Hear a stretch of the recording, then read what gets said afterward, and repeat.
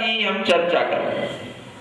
वह आहार संज्ञा जो पशु तो दिन भर चलता रहता है, लेकिन अगर एक सदगृहस्थ है तो आचार्य कहते हैं कम से कम तुम्हें इतना तो नियम और संयम रखना ही चाहिए कि इस आहार संज्ञा पर कंट्रोल करने के लिए इतना ही हमारे लिए हो जाए कि हम सुबह और शाम दो ही बिरिया होती है, अगर वह 2 बिरिया से ही काम चल जाए तो भी वह सदगृहस्थ कहला सकता है, क्योंकि गृहस्थ के लिए भी आचार्यों ने उसके संयम के लिए कहा है कि वह 2 भुक्ति करता है, वह होता है गृहस्थ। और मुनि महाराज वह 1 भुक्ति से ही संतुष्ट हो जाते हैं। और जब हम देखते हैं कि कुछ भोग भूमि में ऐसे भी जीव होते हैं जिन भोग भूमि के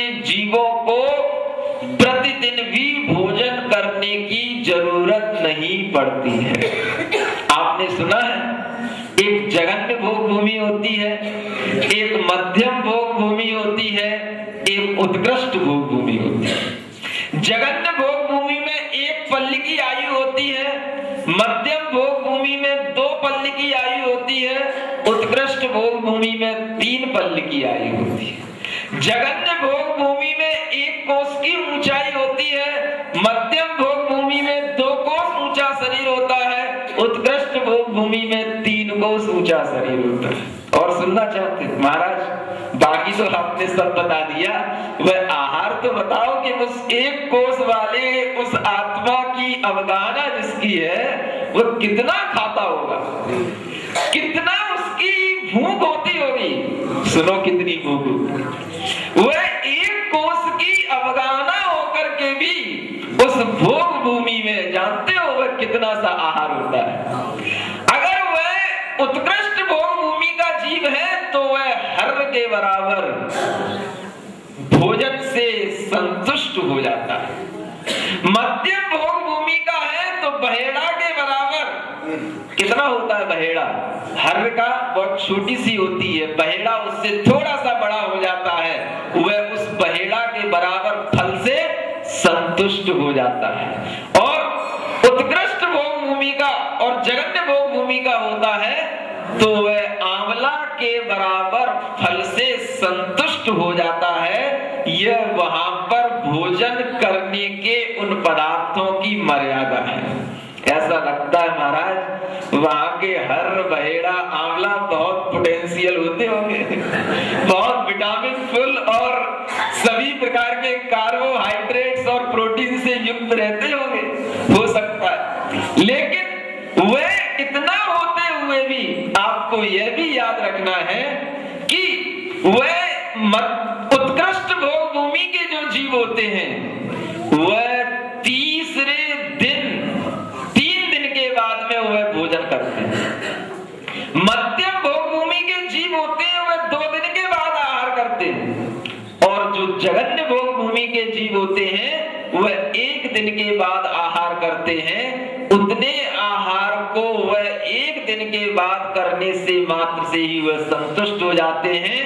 एक का सिंगल उपवास हो जाता है, मध्यम भोग भूमि में बेला होता है और उत्कृष्ट में तेला हो जाता है। सुन रहे, भोग भूमि है लेकिन फिर भी वहां पर यह आहार की व्यवस्था है। फिर कैसी भोग भूमि महाराज, ये भी आप लोग सोच रहे होंगे, क्योंकि आपके अंदर जो संस्कार पड़े हैं ना वो संस्कार तो इसी अविद्या के पड़े। आप हमेशा उल्टा ही सोचते हो। कैसे उल्टा सोचते हैं? अगर भोग भूमि है तो महाराज उसे दिन भर खाना चाहिए, खूब खूब खाना चाहिए। वहां पर तो वैसे भी दिन और रात का अंतर नहीं होता है, तो दिन और रात भोजन करना चाहिए, तभी तो भोग कहलाएंगे। यह आपकी धारणा गलत है। जो जितना ज्यादा खाता है, जितनी बार ज्यादा खाता है, वह उतना ही ज्यादा दुखी माना जाता है। समझ रहे हो? आपको हमारी बात उल्टी लग सकती है, थोड़ी सी उल्टी सही, लेकिन आप सुनने का प्रयास करो। कभी कभी हो सकता है कि आपको हमारी बात कड़वी भी लग जाती हो, वो भी कोई बात नहीं।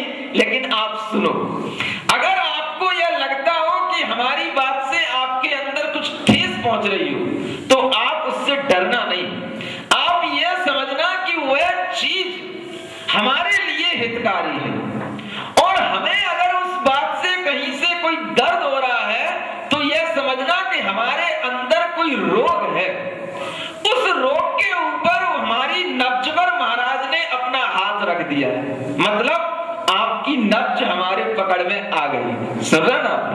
कभी कभी आपके लिए ऐसा भी लग सकता है कि महाराज ने ऐसा क्यों बोला, महाराज ऐसा क्यों बोल देते हैं। वह इसलिए बोल देते हैं क्योंकि हम केवल ऊपर ऊपर से आपका इलाज नहीं करना चाहते हैं, आपके भीतर तक वह बात पहुंचाना चाहते हैं। और अगर आपको यह लग जाए वास्तव में कि हमारे लिए थोड़ी सी कहीं चुभ गई कोई बात, तो समझना कि हमारे अंदर कोई रोग है, वहां तक उस महाराज का हाथ पहुंच गया है। लेकिन डर के भाग नहीं जाना। सुन रहे हैं? अगर आप किसी वैद्य के पास गए हो और वहां पर पहुंच करके आपने उसके हाथ में अपना हाथ दे दिया और आपने बता दिया कि महाराज वैद्य जी यहाँ पर हमको रोग है, दर्द हो रहा है, और उस वैद्य ने वहां पर थोड़ा सा हाथ रख करके देखा, थोड़ा सा उसको प्रेस किया, आपको बहुत दर्द हो सकता है। लेकिन वह दर्द वह वैद्य देख करके यह समझ लेता है कि इनको कितना पुराना दर्द है, कब का दर्द है और इनको किस तरीके की दवाई देनी है। यह भी एक समझने की कला होती है। और अगर आपके अंदर वह महसूस हो रहा हो कि वास्तव में हमारे अंदर अगर कभी कोई चीज की ठेस लगती है, तो समझना कि वह हमारे लिए एक रोग है। जैसे यह क्षुधा एक रोग है, वैसे ही वह भी एक अनादिकालीन मिथ्यात्व का रोग है, हमारी अपनी धारणा का रोग है। वह रोग हमें दर्द दे रहा है। हमारी वाणी से आपको दर्द नहीं होता, भीतर जब अंदर कुछ रहता है तो हमें दर्द होता है। और जब हम स्वस्थ होंगे तो हमें किसी भी बात से कोई बुरा नहीं लगेगा, क्योंकि हमारे अंदर कोई रोग नहीं है।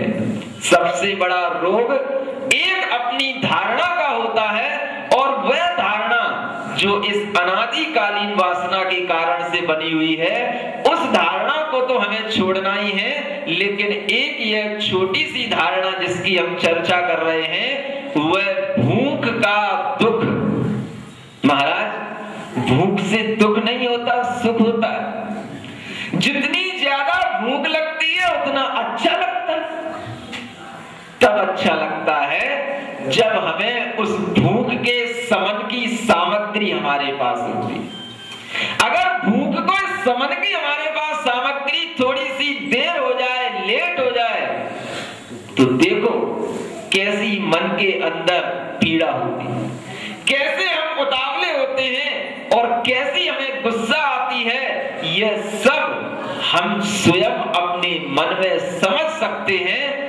जिस समय पर भूख लगी, जैसा हमारे मन के अंदर खाने की इच्छा हुई, जितनी बार हुई उतनी बार वही वस्तु उसी प्रकार की जो हमारे लिए इंटरेस्टेड है हमारे सामने आ जाती है। इसलिए हमें उस दुख की अनुभूति नहीं हो पाती। लेकिन आचार्य कहते हैं वह दुख जो हमें इस वेदना को मिटाने के लिए हमें उस सामग्री की आवश्यकता पड़ती है, वह वेदना का प्रतिकार करना ही अपने आप में एक बहुत बड़ा दुख का प्रतिकार करना है। और वह दुख का प्रतिकार जो जितना ज्यादा करता है वह उतना ही दुखी माना जाता है। भोग भूमि के जीव इसीलिए सुखी माने जाते हैं। ऐसा नहीं है कि उन्हें भूख अधिक लगती हो लेकिन भोजन कम लेते हो, उन्हें भूख भी उतनी ही लगती है और उतनी ही भोजन से वह संतुष्ट हो जाते हैं। और वह इसीलिए देखो जघन्य भोग भूमि में इसीलिए जघन्यता है कि उन्हें 3 दिन बाद, 1 दिन बाद उन्हें लेना पड़ता है, और उत्कृष्ट भोग भूमि में उन्हें 3 दिन बाद लेना पड़ता है। जितना दिन बाद लेना पड़ता है भोजन, वह उतना ही सुखी माना जाता है। ये तो हो गई भोग भूमि के जीवों की बात। इनसे भी सुखी कोई और जीव भी है, जानते हो कौन है? वह देव भगवान। सिद्धों की बात क्या करना, वो तो शरीर से रहित है। उनकी बात करें जो शरीर में है, इस लोक में है, इस संसार में है। जो देव होते हैं वह भी रोज रोज भोजन नहीं करते। और वह देव लोगों की जितनी आयु होती है वह उतनी ही 1000 वर्ष को बीत जाने के बाद में वह उनके लिए एक बार भोजन होता है। और वह भोजन भी क्या होता है, उनके कंठ में अमृत का पिंड होता है।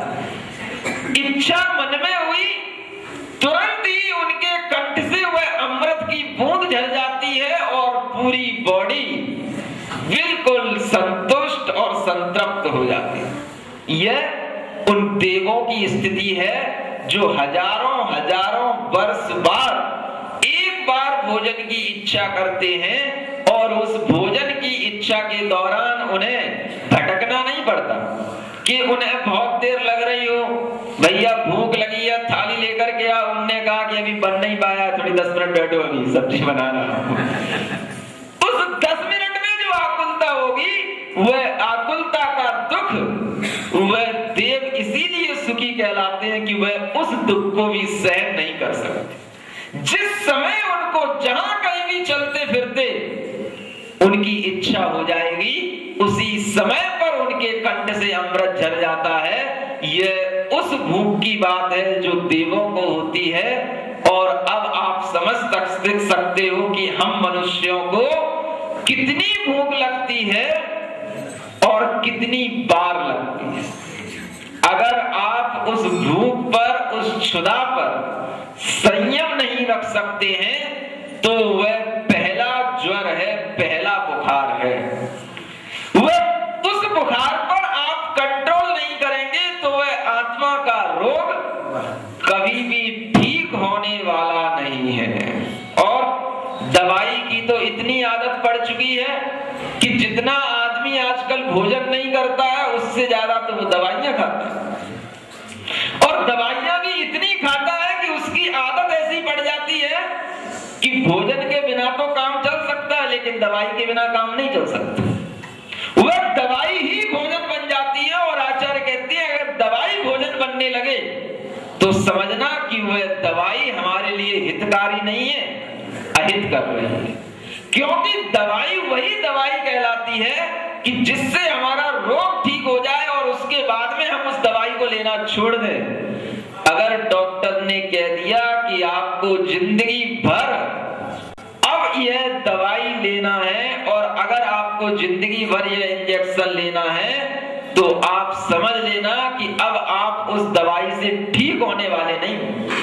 वह दवाई अब उस रोग को सिर्फ कंट्रोल करने के लिए है जो जिंदगी भर के लिए दी जा रही है। क्योंकि कुछ ऐसे भी रोग होते हैं जो अब जिंदगी में ठीक नहीं हो सकते हैं, इस जीवन में ठीक नहीं हो सकते हैं।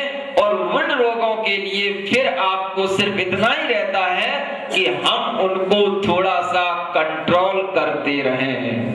आप लोग बोलते हो ना, क्षुधा रोग विनाशनाय नैवेद्यम। कहां पर? भगवान के चरणों में कि अपने भीतर। वह थोड़ा सा भगवान के चरणों में 1, 2, 4 चिटके चढ़ा जाते हैं और उतनी चिटके चढ़ाने के बाद ही इतनी तेज भूख लगती है कि सीधा घर पर पहुंचते हैं तो फिर रुक नहीं पाते। पहले से वहां पर बना हुआ तैयार होना चाहिए। हमें ऐसा लगता है, सबको ऐसा लगता होगा कि मंदिर से जाने के बाद भूख कुछ ज्यादा ही बढ़ जाती है। होता है? क्यों बढ़ जाती है? मंदिर में तो हमने भावना की कि नैवेद्यम क्षुधारोग विनाशनाय निर्वपामी इति स्वाहा। और यहाँ पर हम उस क्षुधारोग के नाश करने की भावना करने के लिए हमने 4 चिटके चढ़ाई। और वहां पर हम जैसे ही घर में पहुंचते हैं अथवा मंदिर से बाहर निकलते हैं तो वह भूख इतनी बढ़ी हुई होती है कि वह 4 चिटके तो हम भगवान के चरणों में चढ़ा करके गए, अपने उधर में हम कितना स्वाहा कर लेते हैं यह हमें सोचना है। और वह कितनी बार करते रहते हैं, किस तरह के भोजनों के माध्यम से करते रहते हैं, अगर हम इस पर विचार नहीं करेंगे तो चतु संज्ञा ज्वरातुरा, वह ज्वर हमारा कम होने वाला नहीं है। अगर आपने भगवान के चरणों भगवान ये क्षुधा रोग नाश कभी हो तब हो, लेकिन थोड़ा सा कम ही हो जाए, थोड़ा सा कंट्रोल में ही आ जाए और इतना ही संयमित हो जाए कि हम जो दो भुक्ति एक सदगृहस्थ के लिए कही गई हैं, हम 2 ही बार भुक्ति यानी 2 ही बार भोजन करेंगे, अन्य किसी भी समय पर हम कुछ भी चर्वण नहीं करेंगे। मुंह में हमेशा हमेशा जो चलाने की कुछ ना कुछ रखे रहने की आदत बन जाती है, यह भी आदत मनुष्यों की आदत नहीं है, यह भी एक तरह से पशुओं जैसी आदत है। जो भेड़ होते हैं, बकरी होते हैं, अथवा कोई भी गधे हो या घोड़े हो, कोई भी प्रकार का जानवर हो, वह हमेशा हमेशा कहीं पर भी कुछ भी मिल जाएगा, बस उसको मुंह में डालने का प्रयास करता है। सुन रहे ना आप लोग? पहले ही मैं आपसे कह चुका हूं, देखो बुरा लग जाए तो बुरा नहीं मानना, उसको अपने भीतर जाने देना और यह समझना कि यह हमारे लिए हितकारी बात कही जा रही है। वह जिस प्रकार से पशु अपना मुख नीचा किए हुए सड़कों पर घूमते हुए जिस किसी भी घूरे पर, जिस किसी भी स्थान पर कुछ भी मिल जाता है तो वहां पर वह उसको अपने मुख में डालने का प्रयास करता है, ऐसे ही कुछ लोगों की ऐसी भी आदत बनी रहती है, बाजार से गुजरते हैं, जिस किसी भी दुकान पर, जिस किसी भी हलवाई की दुकान हो, चाहे वह पान की दुकान हो, चाहे वो किसी ठंडाई की दुकान हो, हर दुकान पर उन्हें टेस्ट करते हुए आगे बढ़ना होता है। यह प्रवृत्तियां एक सदगृहस्थ के लिए अच्छी नहीं मानी जाती। अगर आप एक सदगृहस्थ भी बनना चाहते हो तो आचार्य कहते हैं इतना संयम रखो, हम अगर कुछ भी खाएंगे तो बाजार में नहीं खाएंगे, दुकान पर बैठ करके नहीं खाएंगे, हम अपने घर में बैठ करके खाएंगे। और संयम के साथ इतना ही अगर हम कर लें कि अगर हमें कम से कम बाजार की चीजें कम से कम खाना पड़े तो ये बहुत बड़ा उस सदगृहस्थ का संयम होता है। अगर आपको मिष्ठान खाना है, मिठाइयां खानी है तो अपने घर में बनवा लो, वह शुद्ध होती हैं। लेकिन हम अगर किसी की दुकान से कोई मिष्ठान खरीद करके लाते हैं, वह देखने में तो अच्छे लगते हैं, लेकिन वह किस तरह से बनते हैं, यह उस मिष्ठान को बनाने के समय पर आप वहां खड़े होकर के देख लेना। किसी की हलवाई की दुकान तो नहीं है, बुरा नहीं मान जाए भैया, बहुत कुछ सोचना पड़ता है बोलते समय। वह कोई बात नहीं, अगर हलवाई की दुकान भी हो तो दूसरों को खिलाओ लेकिन खुद नहीं खाओ। अगर किसी की तंबाकू की भी दुकान है तो दूसरों के लिए भले बिक्री के लिए रखो लेकिन खुद नहीं खाओ। इतना भी अगर संयम कर लोगे तो भी आपकी दुकान पर चढ़ने वाला वो व्यक्ति सोच सकता है, देखो पान की दुकान है, तंबाकू की दुकान है, लेकिन कभी ये तंबाकू नहीं खाता, पान नहीं खाता। अपने आप वह इस बात को बताने वाला, एडवर्टाइज करने वाला हो जाएगा कि देखो हमारे लिए यह चीज हानिकारक है, आपका मन नहीं मानता, आप ले जाओ, मैं क्या करूं, दुकान खोली। यह बात फिर भी थोड़ी सी अलग है, लेकिन हमें संयम बरतने का थोड़ा सा मन बनाना चाहिए। बाजार की चीजें हम जितनी कम से कम लेंगे उतना ही आज के समय में हम अपने लिए अहिंसा और दया के माध्यम से अपने अभक्ष्य भक्षण का त्याग कर पाएंगे। आज बाजार की हर एक चीज, किसी भी चीज पर हम विश्वास नहीं कर सकते, और खास तौर से उस चीज पर जो चीज पैकेटों में बंद है, बहुत दिनों के वे पैकेट रखे हुए हैं, चाहे वे कोई सी ब्रांड के हो, चाहे उन पर किसी भी प्रकार का कोई सिंबल लगा हुआ हो, किसी भी प्रकार से उस पर विश्वास करना एक जैन श्रावक के लिए आज बहुत बड़ी एक परीक्षा का समय है। जो व्यक्ति अपने घर में बनाई हुई चीजों का सेवन करेगा वही थोड़ा सा सदगृहस्थ का धर्म पाल पाएगा, और जो छुट्टा होकर के जैसे पशु घूमते हैं, कुछ भी लाए, कुछ भी किसी भी भूरे पर कोई भी चीज मिल गई और वह अपने लिए उन्होंने सेवन करने में प्रयोग में ले आए, समझना कि यह हमारा आचरण पशुवत आचरण है। इस आचरण पर अगर हमें नहीं लगाया तो वह संज्ञा जो क्षुधा की संज्ञा है वह कभी भी हम उस संज्ञा पर कंट्रोल नहीं लगा पाएंगे, क्योंकि हमें अगर उस रोग पर कंट्रोल लगाना है तो कम से कम इतना ही हम करें कि हम 2 बार भोजन करें। कोई बीमार नहीं पड़ जाओगे आप। बीमार आदमी तब पड़ता है जब वो ज्यादा खाता है। सुन रहे हैं?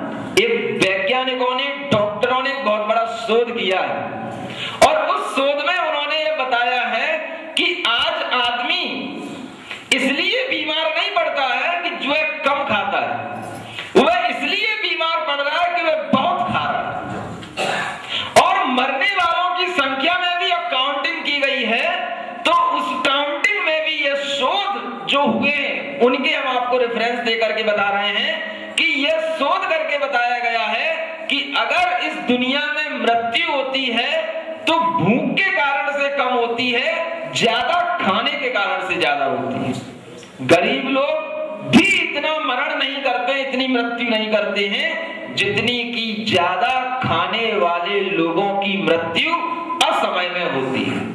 और उस मृत्यु के कारण से उनसे पहले भी उनके लिए रोग होते हैं और उस रोग का कारण ये गलत खान पान, ये असंयम और इस क्षुधा रोग पर कंट्रोल न होने का यह परिणाम होता है कि हमारे लिए बिना किसी वजह के ऐसे ऐसे रोग सामने आ जाते हैं जिन्हें हमें जिंदगी भर ढोना पड़ता है। जिंदगी भर वह रोग अगर हमारे सामने आ जाते हैं तो आचार्य कहते हैं इन्हीं कारणों से आ जाते हैं। गृहस्थों के 6 आवश्यक होते हैं और उन 6 आवश्यकों में संयम भी आता है, तप भी आता है। संयम का मतलब जो हम प्रतिदिन भोजन कर रहे हैं उसमें संयम हो। हम पेट भर के खाएं कोई बात नहीं, लेकिन जब चाहे तब नहीं। समय पर भोजन हो, रात्रि में न हो, और जिस चीज का हम भोजन कर रहे हैं उसकी हमें पूर्ण रूप से जानकारी हो, वह भोजन शुद्ध हो।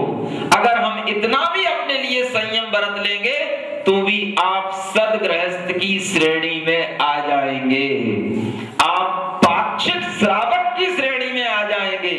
अभी आप श्रावक तो कहलाते हो अपने आप को, लेकिन पाक्षिक श्रावक के भी अपने आप में बहुत बड़े गुण होते हैं। और वह पाक्षिक श्रावक की श्रेणी में जब आप आएंगे तभी आपके लिए आगे कुछ बढ़ने का मौका मिलेगा। वह सद्गृहस्थ और पाक्षिक श्रावक ही बाद में चल करके नैष्ठिक श्रावक बनता है। वही उसकी वह दीर्घ साधना होती है जो धीरे धीरे उसे व्रतों की ओर ले जाती है। अगर हमारे लिए यह नहीं हो पाया तो असमय में अनेक प्रकार के रोगों का पात्र आज हर व्यक्ति बना हुआ है। जो व्यक्ति बिना दवाई खाए हुए आज अपना जीवन चला रहा है, समझना कि वह बहुत पुण्यवान है। सुन रहा ना आज के समय, ये मत समझना कि हम बहुत महंगी महंगी दवाई खा रहे हैं, महाराज इतनी महंगी दवाई किसी को खाने को नहीं मिलती है, हम पुण्यवान हैं। ये पुण्यवान नहीं कहलाते हैं, यह तो आपके लिए पाप का कारण है। जो व्यक्ति बिना दवाई के आज इस युग में अगर जी रहा है तो समझो कि उसके पास में कुछ संयम है और कुछ पुण्य है। और अगर हम थोड़ा सा संयम रखेंगे तो हम कई बड़े बड़े रोगों से भी बच सकते हैं। संयम के साथ में एक तप भी कहा है, और उस तप में कम से कम अष्टमी चतुर्दशी ये पहले इसीलिए पर्व कहे जाते थे कि गृहस्थ भी इन दिनों में कुछ ना कुछ तप करता था, त्याग करता था, संयम रखता था। रोजाना 2 टाइम खाता है, एक दिन मन बनाता है आज चतुर्दशी है, आज हम एक ही टाइम भोजन करके अपना काम चलाने का प्रयास करेंगे। अगर हमें काम काज में ज्यादा मेहनत होती है तो वह उस दिन सोचता है कि चलो आज हम केवल मंदिर में बैठेंगे, हमें अनेक प्रकार के आरंभ संसारम के कार्य नहीं करने हैं, हम धर्म ध्यान से एक दिन गुजारेंगे, उसके बाद में भले ही 15 दिन के लिए आप उस अपनी गाड़ी को उसमें दौड़ा देना, लेकिन एक दिन चतुर्दशी है, अष्टमी है, ये इसीलिए पर्व है कि अगर हम 2 टाइम खा रहे हैं तो कम से कम 1 टाइम करने का प्रयास करें। अगर 2 टाइम भी लेना पड़ता है, चलो 1 टाइम भोजन कर लिया, शाम को हम केवल पानी से ही काम चला लेंगे। अगर पानी से काम नहीं चलता है, चलो थोड़ा सा कुछ फलाहारी कर लेंगे। कुछ ना कुछ उसके लिए वह संयम होना चाहिए। अगर 15 दिन में हमारी गाड़ी में थोड़ी सी भी एक दिन ब्रेक नहीं लगती है तो समझना कि वह गाड़ी कभी भी एक्सीडेंट को प्राप्त हो सकती है।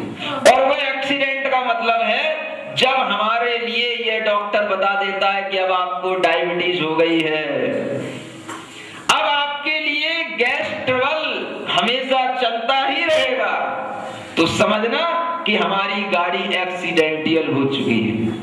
अब उस गाड़ी में कोई भी सुधार नहीं हो सकता है।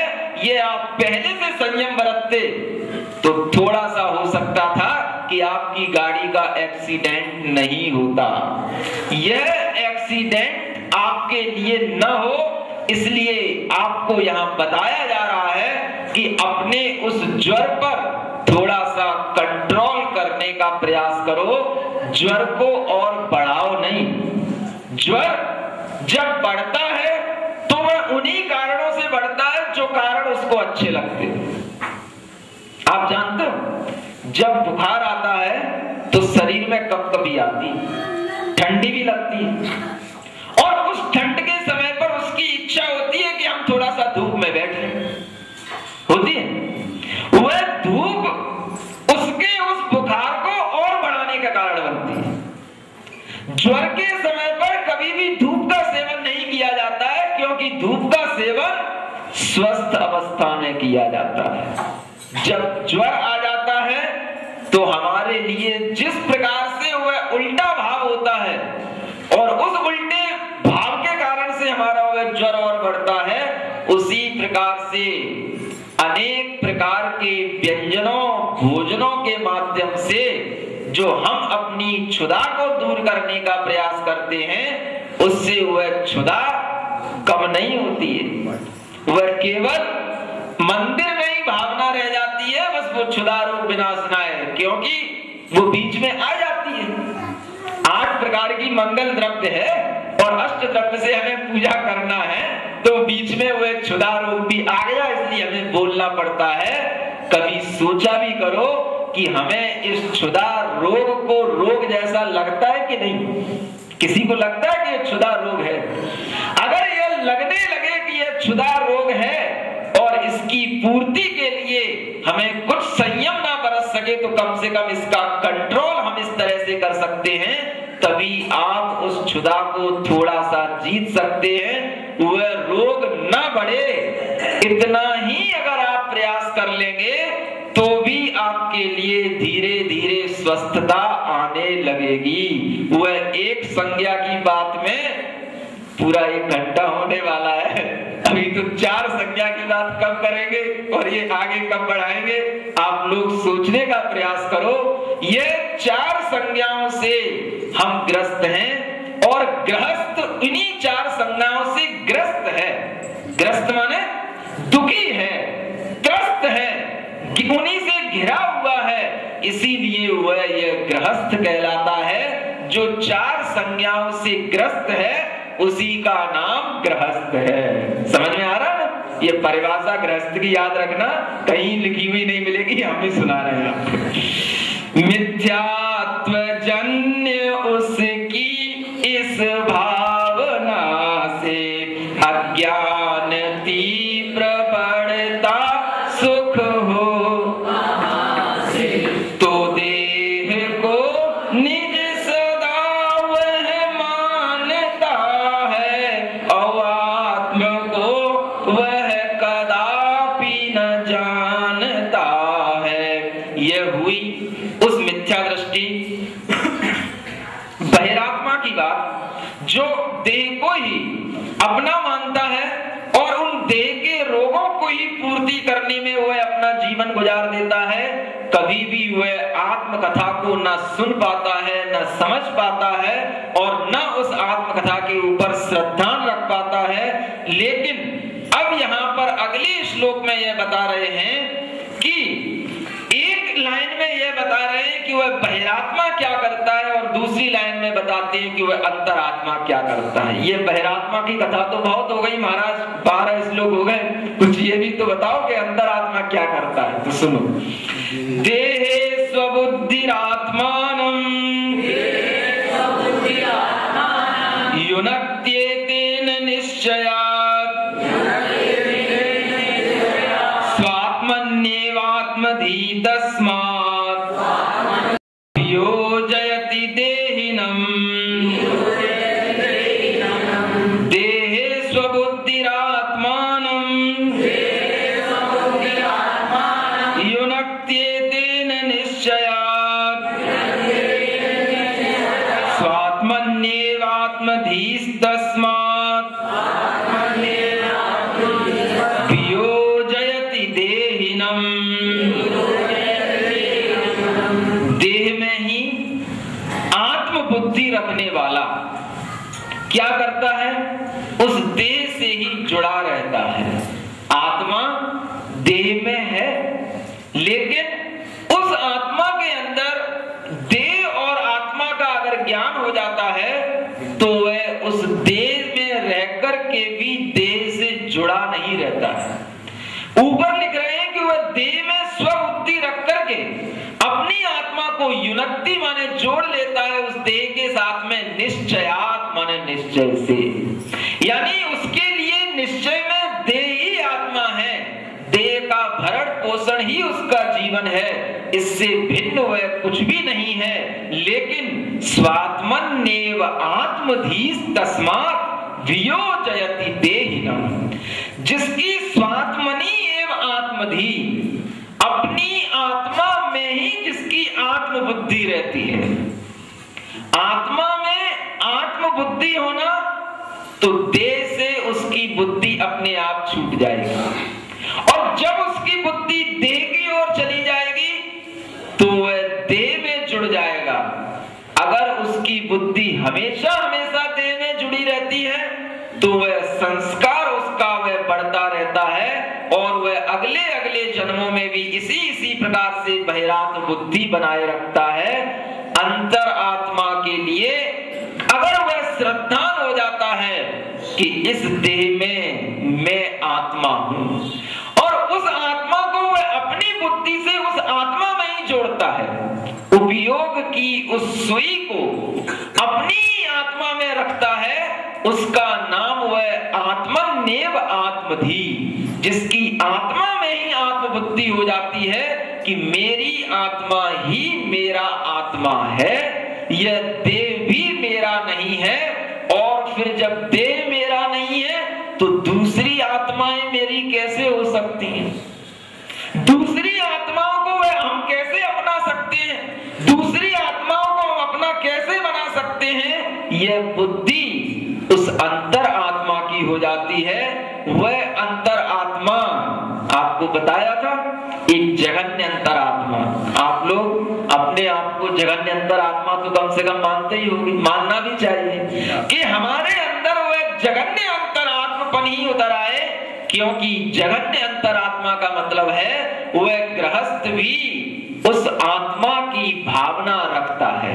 इसी भाष्य में नीचे लिखा है कि मुख्य रूप से आत्मा में आत्मबुद्धि उस श्रवण की होती है जब वह सामायिक में लीन होता है, जब वह आत्म ध्यान में लीन होता है तो वह आत्मा में आत्मबुद्धि श्रवण की मुख्य रूप से होती है। लेकिन गृहस्थ की भी यहाँ पर लिखा है श्रवणस्य श्रवणोपासकस्य वा, जो श्रवण है अथवा उस श्रवण का उपासक है, वह श्रवण का उपासक ही श्रावक कहलाता है। श्रावक अगर श्रवण का उपासक नहीं है तो वह श्रावक नहीं है, वह सदगृहस्थ नहीं है, वह सागार नहीं है। श्रवण के पीछे पीछे चलने वाला और श्रवण के धर्म में ही अनुराग रखने वाला वह श्रावक होता है। यह उस श्रावक की परिभाषा श्रावक के धर्म को बताने वाले जो सागर धर्मामृत आदि ग्रंथ हैं उनमें दी गई है। वह श्रवण का उपासक कब होता है? जब वह तीव्र अनुराग से, कैसा? जैसा शुद्ध आत्मा की अनुभूति और जैसा अनुभव वह श्रवण करते हैं हमें भी वैसा ही अनुभव हो। वह तीव्र भावना तो रखता है लेकिन उसको वह अनुभव नहीं हो पाता है, तो भी वह सपर्या यानी पूजा, स्वाध्याय मानी अध्ययन, ध्यान, जाप आदि भावना काले उस इन क्रियाओं के समय पर उसके लिए वह आत्मा की भावना होने के कारण से कम उसकी आत्मा में आत्मबुद्धि लग जाती है, लेकिन वह गौण रूप से होती है। यह यहाँ पर इसलिए लिखा है कि आप यह मत समझो कि हमारे लिए आत्मा की भावना हो ही नहीं सकती। आत्मा की भावना तो हम कर सकते हैं लेकिन आत्मा की अनुभूति अलग वस्तु है। आत्मा की भावना हम पूजन के समय पर भी कर सकते हैं, स्वाध्याय में भी कर सकते हैं, जप करते समय भी कर सकते हैं, ध्यान करते समय भी कर सकते हैं, क्योंकि आत्मा का ज्ञान अब आपको हो चुका है। और उस आत्मा का ज्ञान जब भावना के रूप में हमारे सामने आएगा तो वह भावना ही धीरे धीरे जब दृढ़ हो जाएगी तो कभी ऐसी भी स्थिति बनेगी कि आपकी आत्मा अपनी ही आत्मा में स्थित हो सकती है। आपकी आत्मबुद्धि कोई भी बाहर के विषय को ना लेकर के अपने ही आत्म विषय में लीन हो सकती है। यह करने से होगा। अपने आप अगर काल लब्धि का इंतजार करते बैठोगे तो कुछ नहीं होगा। कई काल लब्धियां इसी इंतजार में गुजर चुकी हैं और ऐसा इंतजार अब आप करना छोड़ दें। अपने काल लब्धि को अपने पुरुषार्थ के बल से वह भव्य आत्मा अपने सामने उपस्थित कर लेता है। यह उसका पुरुषार्थ होता है, यही उसके लिए काल लब्धि होती है। जिस समय पर हमें ये भावनाएं होने लगे वही समझना हमारी सही काल लब्धि है। कोई अलग से काल लब्धि आकर के आपको तीर्थंकर नहीं बताएंगे कि आपको इतने बज के इतने मिनट पर यह काल लब्धि आने वाली है, तैयार रहना, सम्यक दर्शन होने वाला है। ये फालतू की बातें हैं। कुछ लोग घड़ी मिलाकर के सम्यक दर्शन करते और सम्यक दर्शन होने के बाद में भी बताते हैं कि हमको इतने बज के इतने मिनट में सम्यक दर्शन हुआ है। हमें आश्चर्य होता है कि जो सम्यक दर्शन आचार्य स्वयं नहीं जान पाए कि वह सम्यक दर्शन किस आत्मा को है, किनको नहीं है, किस भावना के माध्यम से होता है, उसका समय ये लोग बता करके दे देते हैं। यही पंचम काल का अतिशय है महाराज, यही इस कली काल का अतिशय है और यही ये हुंडा अवसर्पणी काल की देन है। जो किसी भी काल में ना हो वह इस हुंडा अवसर्पणी काल में बहुत सहजता से हो जाता है। कभी भी सम्यक दर्शन कोई भी व्यक्ति अपने लिए ऐसा डंके की चोट पे नहीं कह सकता कि आपके लिए सम्यक दर्शन नहीं है, हमारे लिए है, या आपके लिए है, आपके लिए नहीं है। ये विभाजन किसी के करने लायक नहीं है। उसके कुछ चिन्ह हैं लेकिन उन चिन्हों के माध्यम से भी वह परफेक्ट नहीं कहा जा सकता है कि यह ऐसा ही है। यह आप ध्यान रखना, यह सम्यक दर्शन कभी भी उस टाइम से नहीं होता है जिस समय पर हम जैसी भावना कर रहे हैं और उस भावना से जब हमारे अंदर थोड़ी सी आत्मविशुद्धि बढ़ती हुई दिखे, अपने को यह महसूस करना है कि आज हमारे साथ कुछ अच्छा घटित हुआ है और यही अच्छा एक दिन बहुत अच्छा बन जाएगा। आप उसकी चिंता मत करो, वह सब अपने आप होगा, लेकिन आप लाइन में लगे रहो। लाइन से हट जाओगे तो फिर कोई ठिकाना नहीं। लाइन में लगे रहोगे तो कभी ना कभी नंबर आ जाएगा और अगर लाइन से हट गए तो फिर यह दुनिया में बहुत भटका चिंतन है, यह दुनिया में इतनी पर्याय हैं कि हम कह नहीं सकते हैं कि वह लाइन में लगना फिर बाद में कितना दुर्लभ हो जाएगा। इसलिए एक लाइन में चलो और उसी लाइन में चलो जिस लाइन से आगे चलने पर हमें हमारी उन्नति हो, जिस लाइन पर हमें आगे बढ़ना है और जो उस लाइन पर आगे बढ़े हैं आप कुछ नहीं कर सकते हो, उनके पीछे पीछे चलो। बस यही श्रावक का धर्म है। जो श्रवण का अनुसरण करता है वही श्रावक होता है। जो श्रवण के धर्म में अनुराग रखता है वही श्रावक होता है। उस श्रावक का और अलग से कोई धर्म नहीं है। वह अपने आप उस स्थान पर पहुंच जाता है जहां उसे जाना है, क्योंकि उसके लिए मंजिल में जो मार्गी है, जो साथी है, वह उसके लिए वही मिला है जो स्वयं उस मार्ग पर चल रहा है। आप लोग समझदार हैं, इसलिए हम इस बात को यहीं पर पूरी करते हैं। मिथ्यात्व भाव वश हो वह मूढ़ जीव है, आत्म बुद्धि रखता तन में सदैव। माता पिता सुत सुता वनिता व भ्राता, ये हैं यहाँ मम सभी इस भांति गाता। इस तरह से यह बहुत श्लोकों के माध्यम से हमें बहिराग वृत्ति का परिचय दिया जा रहा है, ताकि हमें इन बहिराग वृत्तियों से छूट करके अंतर्मुखी होने का एक सौभाग्य मिले। आप सभी के लिए यह सौभाग्य प्राप्त हो। इन्हीं भावनाओं के साथ बोलो महावीर भगवान की।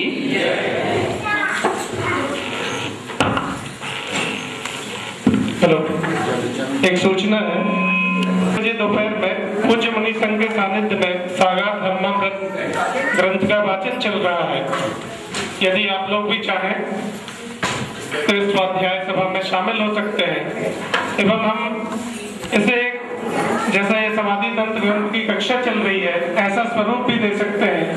नरसिंहपुर से हमारे भी राकेश जैन एवं सुभाष चंद्र जी जैन पधारे हैं जबलपुर से। मैं उन्हें आमंत्रित करता हूं कि पूज्य मुनिवर के चरणों में श्रीफल अर्पित कर आशीर्वाद प्राप्त करें। के माध्यम से हम सभी जानत जो तुम जानत सो नर ध्यानत सुख पावे, तीर्थंकर की ध्वनि गणधरने सुनि अंग रचे चुनि ज्ञानमयी, सो जिन वर वाणी सिर सुख दानी प्रभु मन माने खोज भई। ओम ह्रीं जन बुद्ध सरस्वती देवी अनर्घ पद प्राप्त अर्घ्यम निर्वकामति आचार्य तिलकी मुरझाई हृदय कली, भावों की निर्मल सरिता में अवगाहन कर।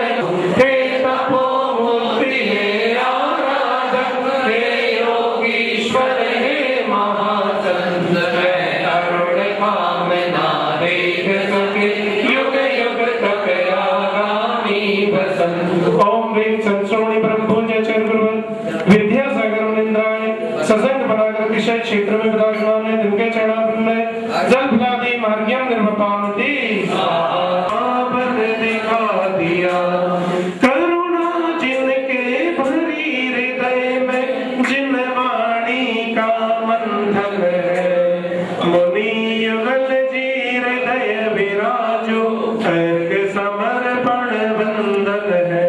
ओम ह्रीं नगर में विराजमान परम पूज्य प्रातः स्मरणीय 108 प्रणव में सागर चंद्रसागर निंद्राय अनर्घ पद प्राप्ताय अर्घ्यम निर्वकामति स्वाहा। वाणी स्तुति वाणी भारती तोहे जपोगे नराते, मैं देश के राजा सौम्य छवि और सर्व गुणों के, बाहुबली हो तुम भगवान। श्री करता हूँ परम पूज्य आचार्य श्री विद्यासागर जी महाराज के चित्र के समक्ष मंगल दीप प्रज्वलन के माध्यम से मैं यहाँ पर आमंत्रित करता हूँ हमारे दैनिक भास्कर के जिला प्रतिनिधि श्री दिनेश जी अलमस्त एवं मुनि सेवा समिति के पूर्व संयोजक श्री स्वयं जी गोयल को यहाँ पर आकर पूज्य आचार्य गुरुवर के चित्र के समक्ष मंगल दीप प्रज्वलन करेंगे। आदरणीय दिनेश चाचा सुरन भी।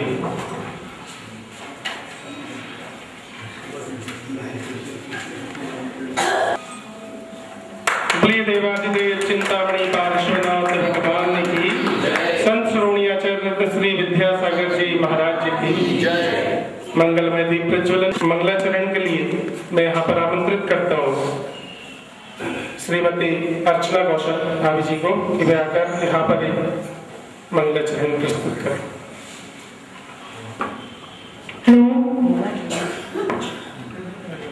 नमो क्षेत्रम नमो श्रेष्ठ शिखरम नमो श्रेष्ठ भूमि सहितम नमामि अरिहंत सिद्धम सिद्ध क्षेत्रम नमो श्रेष्ठ शिखरम नमो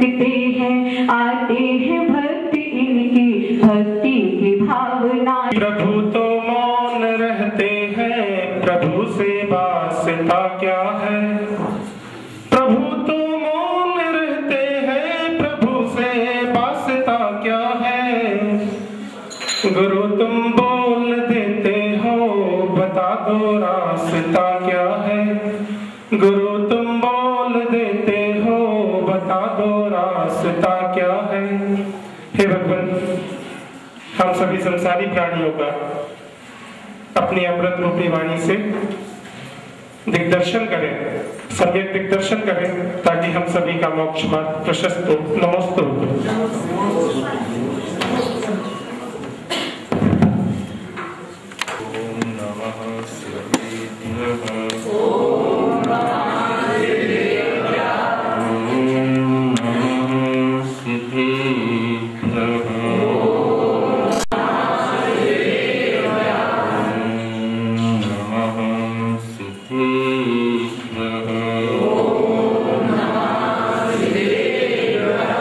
मंगल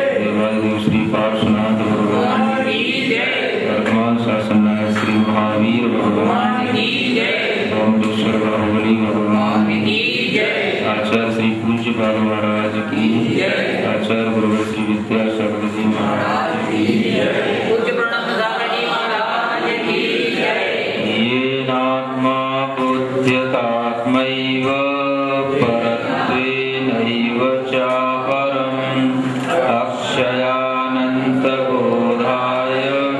तस्मै सिद्धात्मने नमः। जयन्ति यस्या वदतो विभारती विभूतयस्तीर्थकृतोऽप्यनिहितुः। शिवाय धात्रे सुगताय विष्णवे जिनाय तस्मै सकलात्मने नमः। श्रुतेन लिङ्गेन यथात्मशक्ति समाहितान्तः करणेन सम्यक् समीक्ष्य कैवल्यसुखस्पृहाणां विवेकमात्मानं बहिरन्तः परश्चेति त्रिधात्मा सर्वदेहिषु उभेयात् तत्र परमं मध्योपायात् बहिस्त्यजेत्। बहिरात्मा शरीरादौ जातात्मभ्रान्तिरान्तरः चित्तदोषात्मविभ्रान्तिः परमात्माति निर्मलः। निर्मलः केवलः शुद्धो विविक्तः प्रभुरव्ययः परमेष्ठी परात्मेति परमात्मेश्वरो जिनः। बहिरात्मेन्द्रियद्वारैरात्मज्ञानपराङ्मुखः स्फुरितः स्वात्मनो देह मात्मत्वेनाध्यवस्यति। नरदेहस्थमात्मानमविद्वान् मन्यते नरं तिर्यञ्चं तिर्यगङ्गस्थं सुराङ्गस्थं सुरं तथा। नारकं नारकाङ्गस्थं न स्वयं तद्वतस्तथा। अनन्तानन्तधीशक्तिः स्वसंवेद्योऽचलस्थितिः। स्वदेहसदृशं दृष्ट्वा परदेहमचेतनं परात्माधिष्ठितं मूढः परत्वेनाध्यवस्यति।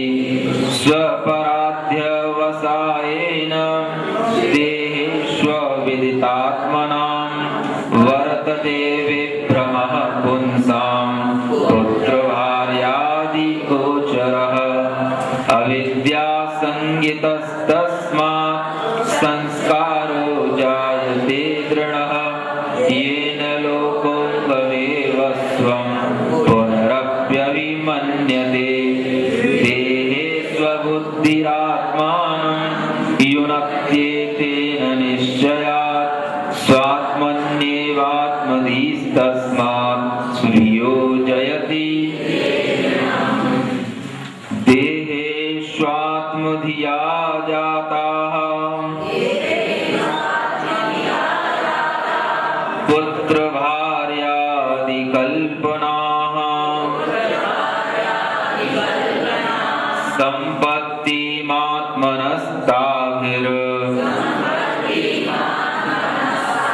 सम्पत्तिमात्मनस्ताभिर्मन्यते हाहतं जगत्।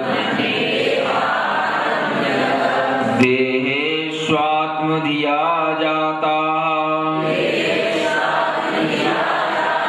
पुत्रभार्यादिकल्पनाः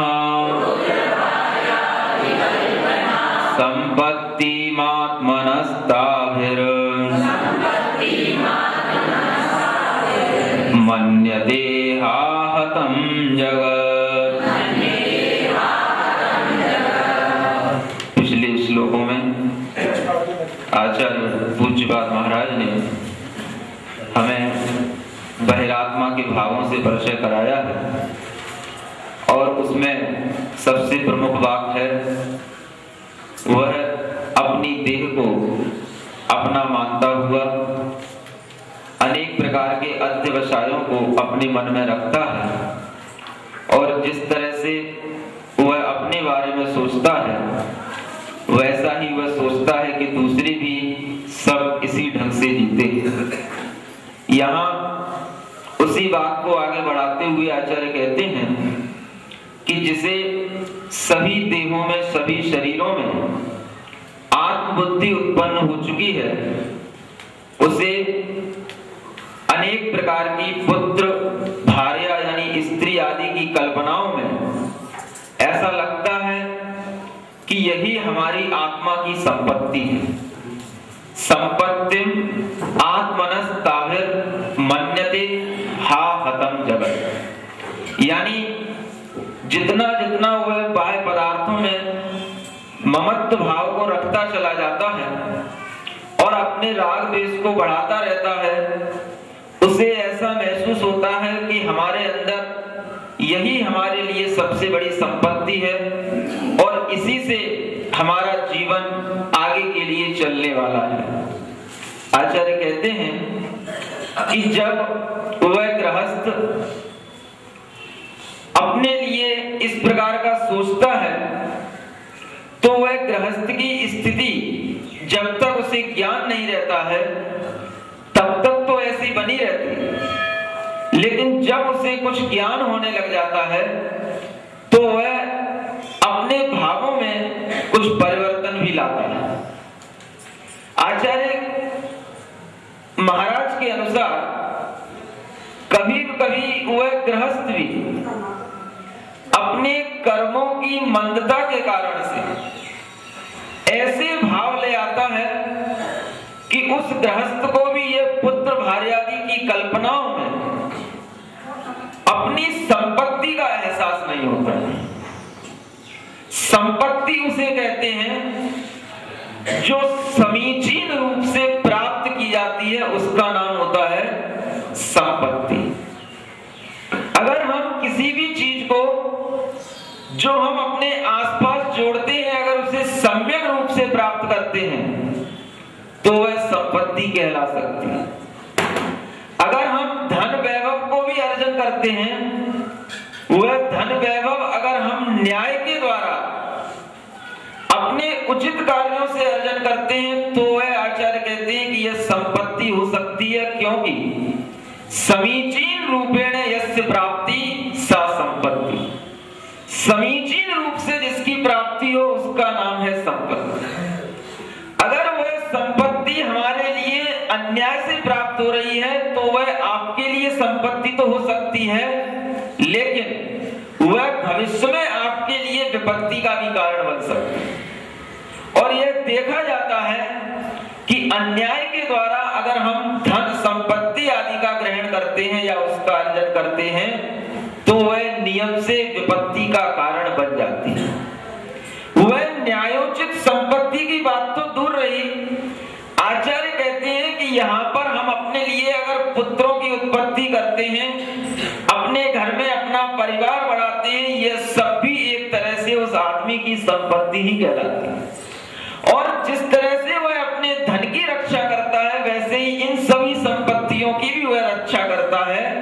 इस रक्षा के द्वारा ही हा हतम जगत। यहाँ पर आचार्य महाराज बड़े करुणा भाव से इस श्लोक में अभिव्यक्ति दे रहे हैं कि यह जगत, यह संसार इसी में दुखी हो रहा है। हा, यह जो संबोधन है, यह जो अव्यय है, यह विस्मय बोधक अव्यय कहलाता है। हा का मतलब है कि अरे इस संसार में इसके अलावा और कुछ कहीं पर दिखाई ही नहीं दे रहा। जितने भी इस संसार में जीव हैं वो बस इसी माध्यम से जी रहे हैं और इसी से अपनी संपत्ति को समझते हुए अपना जीवन बढ़ाते रहते हैं। संसार इसी में दुखी है और इस संसार के दुखी होने का कोई कारण नहीं है। कल आपको 4 संज्ञाओं के बारे में बता रहे थे और उन 4 संज्ञाओं में कल हमने केवल थोड़ी सी आहार संज्ञा के बारे में आपको बता पाया। वह आहार संज्ञा कब से चल रही है यह तो हमारी समझ में आ ही जाता है कि वह अनादिकाल से चल रही है। कोई भी जीव है बिना आहार के तो वह जी ही नहीं सकता। अगर उसकी पर्याप्तियां पूर्ण होती हैं तो आचार्य कहते हैं कि वह आहार पर्याप्ति पूर्ण होगी तभी वह पर्याप्तक जीव कहलाएगा। कुछ जीव ऐसे होते हैं जिनके लिए वह पर्याप्त अपर्याप्त अवस्था में ही उनका मरण हो जाता है। लेकिन जो पर्याप्तियां पूर्ण कर लेते हैं ऐसे भी बहुत सारे जीव होते हैं, और उसमें एक आहार पर्याप्ति भी आती है, यानी आहार को ग्रहण करने की शक्ति। उस आहार को ग्रहण करने के बाद उसका शरीर के रूप में परिणमन होना और आहार परगणाओं का अपने योगों के माध्यम से ग्रहण करना, यह सब अपने आप चलता रहता है।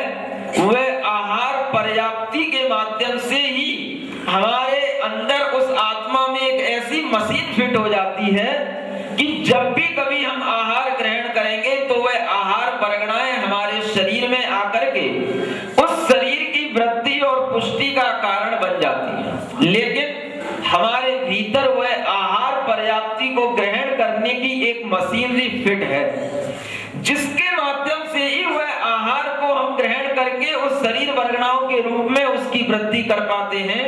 वह आहार पर्याप्ति के माध्यम से इसका जीवन तब तक चलता है जब तक इसकी आयु है, और वह आहार पर्याप्ति के पूर्ण होने के बाद में यह जीव जो आहार ग्रहण नहीं भी करे तो भी उसके लिए पुद्गल वर्गणाओं का ग्रहण हमेशा हमेशा चलता रहता है। आप यह नहीं समझना कि आप यहाँ अभी बैठे हो, उपदेश सुन रहे हो, तो आपके लिए आहार वर्गणाओं का ग्रहण नहीं हो रहा है। आचार्य कहते हैं वह आहार वर्गणाएं जिन्हें हम 9 कर्म वर्गणाएं कहते हैं, वह वर्गणाएं प्रति समय हमारे योगों के माध्यम से ग्रहण करने में आती रहती हैं, और उन योगों के माध्यम से जो ये वर्गणाओं का ग्रहण होता है, वस्तुतः देखा जाए तो शरीर उसी का नाम है। हम जो भोजन करते हैं वह भोजन तो उस वर्गणाओं को ग्रहण करने के लिए एक शक्ति देता है। वस्तुतः हमारा जो भोजन है, हम प्रति समय आहारक बने हुए हैं। सिद्धांत के अनुसार कोई भी जीव जब यह जन्म ग्रहण कर लेता है, उस जन्म ग्रहण के बाद से ही वह आहारक हो जाता है, और जब तक उसकी मृत्यु नहीं हो जाती, वह विक्रय गति में नहीं पहुंच जाता, तब तक वह आहारक ही बना रहता है। अनाहारक बनने का समय तो मुश्किल से 1 समय, 2 समय और अधिक से अधिक 3 समय। वह भी कहां? वह बीच की स्थिति में जब वह जीव एक शरीर को छोड़ करके दूसरे शरीर को ग्रहण करने तक जब तक नहीं पहुंच जाता है, तब तक बस वह 1, 2 और 3 समय कह रहा हूं, सेकंड नहीं कह रहा हूं।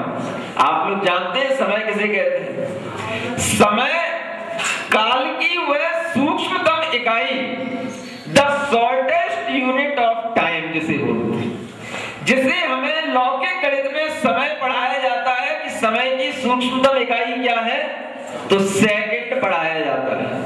हम कभी भी समय को मापना शुरू करते हैं तो सेकंड के माध्यम से मापना शुरू करते हैं, लेकिन इस जिनवाणी में, इस अलौकिक गणित में हमें पढ़ाया जाता है कि जब तक 1 सेकंड होता है तब तक तो असंख्यात समय बीत चुके होते हैं। असंख्यात समयों का वह 1 सेकंड होता है। हम समझ सकते हैं कि वह सेकंड कितना सूक्ष्म है, जिस 3 समय में वह आत्मा एक शरीर को छोड़ करके दूसरे शरीर को धारण कर लेती है और पुनः आहारक बन जाती है। वह आहारक अवस्था में ही फिर उसकी जितनी उम्र रहती है